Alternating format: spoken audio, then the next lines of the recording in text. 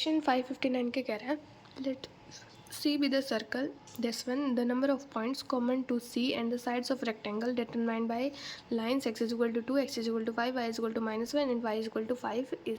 तो हमें बोला है ये हमारे पास क्या है, एक सर्कल है, हमें इसके बताने हैं कॉमन पॉइंट्स जो कि एक रेक्टेंगल के साथ जो कि बन रहा है lines x is equal to 2 x is equal to 5 y is equal to -1 और y इज इक्वल टू 5 के साथ। ठीक है, तो हम पुट करेंगे, जब x is equal to 2 satisfy कराएंगे तो हमारे पास ये क्वाड्रेटिक बनेगी, तो y इज इक्वल टू 5 -1। तो यहाँ से हमारे दो कॉमन पॉइंट्स आगे जो कि होंगे 2,5 और 2,-1। x को 5 पुट करेंगे तो हमारे आ जाएगी y इज इक्वल टू 2, तो यहाँ से एक कॉमन पॉइंट आएगा 5,2। जब y को -1 पुट किया तो x is equal to x-2 का होल स्क्वायर आ जाएगा is equal to 0 which is x is equal to 2। तो यहाँ से आएगा रूट 2,-1 विच इज़ रिपीटेड, यहाँ पे हमने उसे काउंट कर लिया। ठीक है, y को जब 5 पुट करेंगे तो यहाँ पे हमारे फिर से x इज इक्वल टू 2 आ जाएगा विच इज़ 2,5। तो यहाँ पे ये हमारा काउंट हो चुका था, ये फिर से रिपीटेड है। तो हमारे यहाँ पे दोनों के कॉमन पॉइंट्स हमारे आ जाएंगे, 3 पॉइंट्स हमारे कॉमन आ जाएंगे रेक्टेंगल और सर्कल के। क्वेश्चन 560 क्या कह रहा है, a circle of radius a with both coordinates of its centre positive touches the x axis and also the line 3y is equal to 4x then its equation is. अब हमें क्या कह रहा है कि एक सर्कल है जिसके क्या कह रहा है सेंटर के दोनों कोऑर्डिनेट हमारे पॉजिटिव है, मतलब वो फर्स्ट क्वाड्रेंट में लाई कर रहा है मान लेते हैं। और क्या कह रहा है, सर्कल हमारा क्या कर रहा है, एक्स एक्सिस को टच कर रहा है।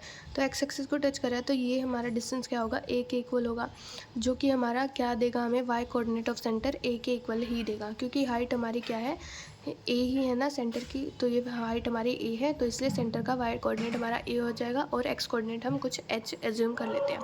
ठीक है, साथ में क्या कह रहा है हमारा, क्या है एच पॉजिटिव है और वाई भी पॉजिटिव है और रेडियस हमारी ए के इक्वल है, तो सी पी का डिस्टेंस हमारा ए के इक्वल हो जाएगा। अब क्या कह रहा है, ये 3y is equal to 4x हमारी क्या है, परपेंडिकुलर टेंजेंट है सर्कल पे। तो perpendicular distance from C to 3y is equal to 4x is radius equal to radius, तो हमने परपेंडिकुलर डिस्टेंस लगा दिया 4h माइनस 3a का mod is equal to 5a।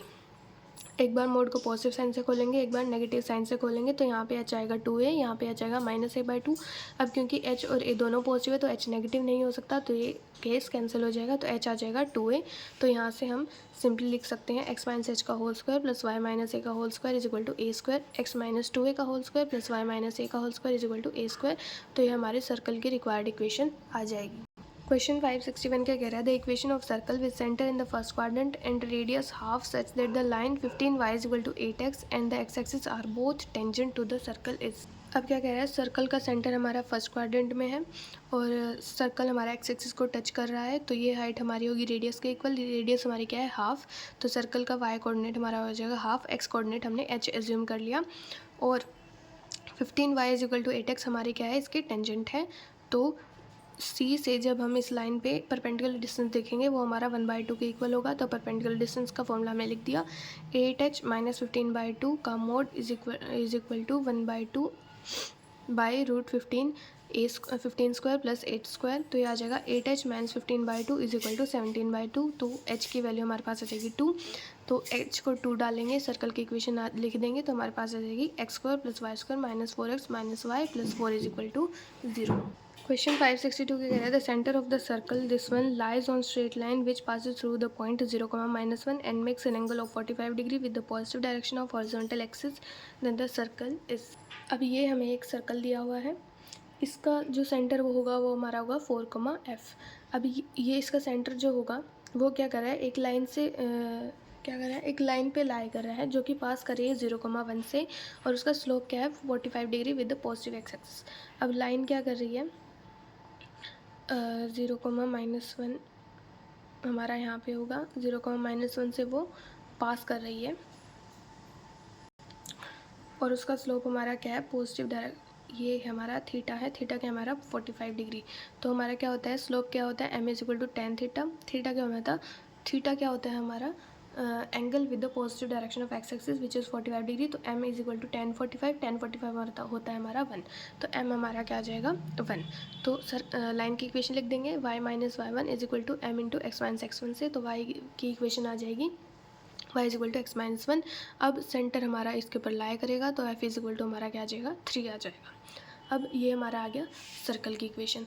अब हमें बताना है कि ये हॉरिजॉन्टल एक्सिस को, मतलब दोनों जो कोऑर्डिनेट एक्सिस होगी उनको टच करेगा, कट करेगा या फिर ओरिजिन से पास करेगा। ये ओरिजिन से तो पास नहीं करा। अब देखते हैं क्या ये एक्स एक्सिस वाई एक्सिस को कट करेगा। एक्स एक्सिस को कट करने के लिए क्या होगा, वाई इज इक्वल टू 0 होगा। वाई को 0 पुट किया तो ये क्वाड्रेटिक आ गई। इसके रूट्स हमारे आगे 4 + -3√3, मतलब इसका डिस्क्रिमिनेंट पॉजिटिव आया है। तो ये क्या करेंगे, एक्स के आगे हमारे 2 सॉल्यूशन होंगे, तो ये क्या करेगा, 2 पॉइंट पे एक्स एक्सिस को कट करेगा। वैसे ही वाई एक्सिस को कट करने के लिए क्या होगा, एक्स 0 होगा तो हमारे पास ये क्वाड्रेटिक, तो वाई के रूट्स आ गए 3 + -2√5, मतलब ये 2 पॉइंट पे हमारे वाई एक्सिस को कट करेगा। तो ये सर्कल हमारा क्या करेगा, जो कोऑर्डिनेट एक्सिस होगा उसको 4 पॉइंट्स पे मीट करेगा। क्वेश्चन 563 क्या कह रहा है, let P and Q be any 2 points on the circle this one and this one respectively. If D is the distance between P and Q then the set of all possible values of D is. अब एक हमारा circle है ये, एक circle है ये, इसका centre है 1,0 और रेडियस है 2, इसका सेंटर है 4,4 और रेडियस है 2।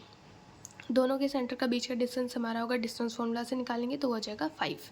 अब देखिए ये सर्कल हमारा जिसका सेंटर 1,0 है वो कुछ ऐसा होगा, ये सर्कल जिसका सेंटर 4,4 है वो सर्कल कुछ ऐसा होगा। थोड़ा रेडियस दोनों का सेम है तो ये थोड़ा ऐसे छोटा बन गया, वैसे दोनों सेम ही होंगे, रेडियस सेम है तो ठीक है। तो अब हमारा क्या निकालना है, हमें दो, इसके ऊपर एक पॉइंट पी है, इसके ऊपर एक पॉइंट क्यू है, हमें पी क्यू के बीच का मिनिमम डिस्टेंस और मैक्सिमम डिस्टेंस निकालना है। पहली बात तो हमें P Q points minimum distance और मैक्सिमम डिस्टेंस निकालने के लिए हमें वो P Q points line joining C1 C2 पे ही रखने पड़ेंगे, तभी हमें डिस्टेंस मिनिमम और डिस्टेंस मैक्सिमम मिलेगा। ठीक है।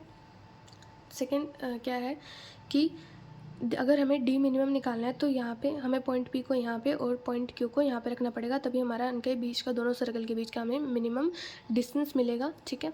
तो मिनिमम डिस्टेंस हमारा क्या होगा, जब पॉइंट पी यहाँ पे और पॉइंट क्यू यहाँ पे होगा तो ये किसके इक्वल होगा, C1 C2 का जो डिस्टेंस है minus radius of -R1 -R2।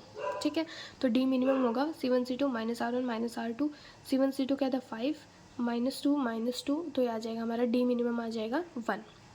ऐसे ही डी मैक्सिमम कब होगा, जब पॉइंट्स क्या होंगे, फारदेस्ट होंगे, पॉइंट्स क्या होंगे, ज़्यादा से ज़्यादा डिस्टेंस पे होंगे। कब होंगे, यहाँ पी यहाँ पे लाया करेगा और क्यू यहाँ पे लाया करेगा। हमने मान लिया ये पी डैश है और ये क्या है हमारा क्यू डैश, तो इनके बीच का मैक्सिमम डिस्टेंस हमारा क्या होगा, C1 C2 + R1 + R2, C1 C2 + C2 Q dash + C1 P dash, तो हमारा क्या होगा 5 + 2 + 2 विच इज़ 9। तो डी मैक्स हमारा क्या आ गया 9। मतलब हमारा जो 2 पॉइंट्स अगर हम लेंगे दोनों सर्कल पे, उनके बीच का मिनिमम डिस्टेंस है 1, मैक्सिमम है 9, मतलब डी हमारा जो है वो 1 से 9 के बीच में वेरी करेगा।